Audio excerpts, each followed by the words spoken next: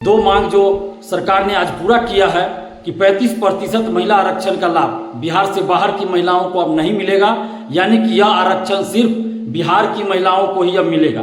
तो ये बहुत अच्छा डिसीजन है सरकार का। इसके लिए हम नीतीश कुमार जी को और नीतीश सरकार को दिल से धन्यवाद देते हैं। बिहार के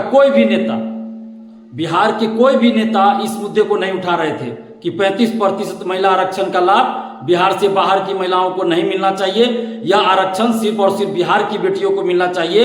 ये बात बिहार के कोई भी नेता नहीं उठा रहे थे और हम लंबे समय से इस मुद्दे को उठा रहे थे। और जब 5 जून को नमस्कार दोस्तों, मैं दिलीप कुमार।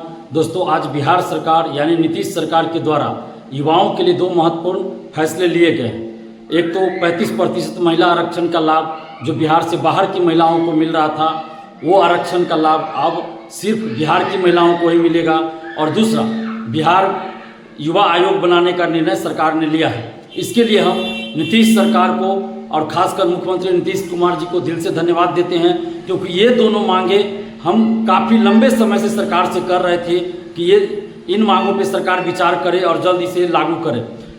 2 जुलाई को भी जब आंदोलन हुआ और इससे पूर्व 5 जून को भी जब हम लोग आंदोलन किए थे और 2 जुलाई को डाकबंगला चौराहा पे जब आंदोलन हुआ और उसके दरमियान मुख्य सचिव अमृतलाल मीना सर से जब हम लोगों की मुलाकात करवाई गई, तो उस समय भी हमने ये डिमांड रखा था डोमिसाइल सभी भर्ती में लागू हो, साथ में 35% महिला आरक्षण का लाभ बिहार से बाहर की महिलाओं को नहीं मिलना चाहिए। और भी कई मांगे थी, लेकिन उनमें से 1-2 मांग जो सरकार ने आज पूरा किया है कि 35% महिला आरक्षण का लाभ बिहार से बाहर की महिलाओं को अब नहीं मिलेगा, यानी कि यह आरक्षण सिर्फ बिहार की महिलाओं को ही अब मिलेगा।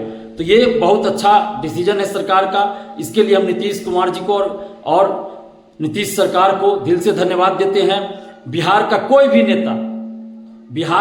भी नेता इस मुद्दे को नहीं उठा रहे थे कि 35% महिला आरक्षण का लाभ बिहार से बाहर की महिलाओं को नहीं मिलना चाहिए, यह आरक्षण सिर्फ और सिर्फ बिहार की बेटियों को मिलना चाहिए।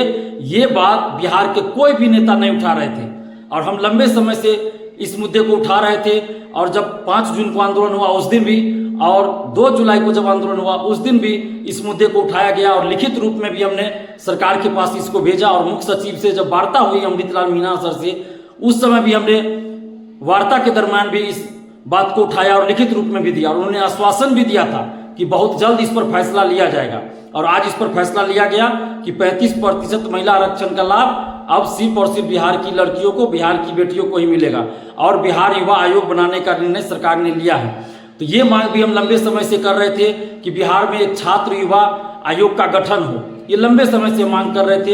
ये दोनों ही मांगे हम लंबे समय से कर रहे थे और आज सरकार ने इन दोनों ही डिमांड को पूरा किया है। इसके लिए हम नीतीश सरकार को और खासकर मुख्यमंत्री नीतीश कुमार जी को दिल से धन्यवाद देते हैं। और साथ में हम ये मांग फिर दोहरा रहे हैं कि बिहार की सभी भर्ती में बीपीएससी, टीआरई 4, दरोगा, सिपाही, बीएसएससी सहित सभी सरकारी नौकरी में 90% डोमिसाइल लागू कीजिए प्रत्यक्ष रूप से, और अप्रत्यक्ष रूप से भी डोमिसाइल लागू कीजिए, जिसके तहत अलग से एक पेपर दीजिए जिसमें बिहार से संबंधित ही सिर्फ प्रश्न पूछे जाए, 100 या 150 प्रश्न। तो इस तरह से प्रत्यक्ष और अप्रत्यक्ष डोमिसाइल भी लागू करे सरकार, क्योंकि ये मांग बिहार के युवाओं की है और लंबे समय से ये मांग चली रही है। क्योंकि बिहार से बाहर कई राज्यों में प्रत्यक्ष रूप से डोमिसाइल लागू है, तो कई राज्यों में अप्रत्यक्ष रूप से भी डोमिसाइल लागू है। बीपीएससी, टीआरई 4 विथ डोमिसाइल जल्द वैकेंसी निकाली जाए और चुनाव से पहले उस बहाली को पूरा करा लिया जाए। बीएसएससी, सीजीएल 4 विथ डोमिसाइल जल्द वैकेंसी निकले। इसके अलावे दरोगा की नई वैकेंसी डोमिसाइल के साथ जल्द निकाली जाए। बीएसएससी द्वितीय इंटर स्तरीय पीटी परीक्षा की तिथि जल्द घोषित किया जाए। इन सभी मांगों को सरकार जल्द पूरा करे, नहीं तो हम लोग आगे चलकर फिर जल्द आंदोलन करने वाले हैं। धन्यवाद। जय हिंद।